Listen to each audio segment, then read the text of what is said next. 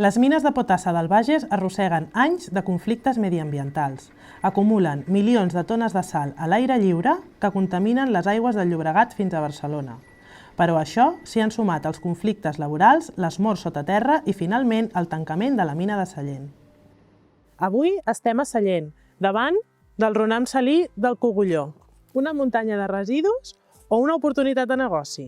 Per parlar-ne estem amb en Guillem Cabra, regidor de Sallent i conseller comarcal de la CUP al Bages. Bon dia, Guillem! Bon dia, Baixa. Què representa aquesta muntanya per la Catalunya central?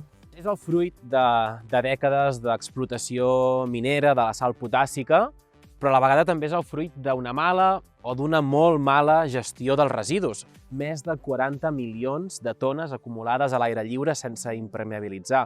I això el que fa és salinitzar, contaminar els pous, les rieres, els aqüífers, però també, sobretot, el riu Llobregat, des del Bages fins a Barcelona, amb totes les afectacions mediambientals, però també econòmiques que comporta.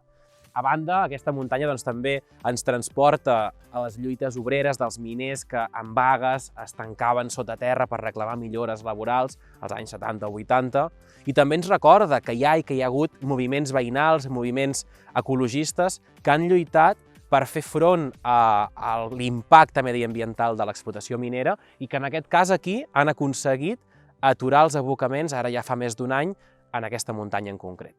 Perquè, parlant de les lluites sindicals, aquests últims mesos, com hem vist, han aflorat els conflictes laborals. Sí, lamentablement hem hagut de lamentar dues morts, dues persones mortes, dos miners sota terra i, a més, un tercer accident molt greu. I això el que ha fet és aflorar la precarietat de la seguretat a la mina, fruit de la subcontractació de molts dels llocs de treball. Doncs això, al final, el resultat d'això és el tancament inesperat o, com a mínim, avançat de l'explotació a Sallent, que deixa centenars de treballadors en entredit, al carrer, sobretot de les empreses subcontractades, i que posa l'economia de la nostra comarca, del Bages, però també, molt especialment la del Berguedà, en una situació molt difícil. Llavors, quin futur li veus a la mineria? Doncs el futur és complicat, però n'hi ha d'haver. Sempre hem caigut o ens han fet caure en el xantatge entre llocs de treball i medi ambient. I en això la CUP hem sigut meridianament clars. Ha de ser compatible mantenir els llocs de treball, però a la vegada tenir una explotació minera que s'acosti a la sostenibilitat. I si l'empresa minera no vol o no ho pot fer, aquí la Generalitat hi té una responsabilitat i un repte molt gran, que és tornar a mans públiques l'explotació d'un recurs natural, de la sal potàssica, que és de totes. I amb això a la CUP hi estarem sempre al darrere. Ens cal avançar cap a una revolució ecològica als països catalans.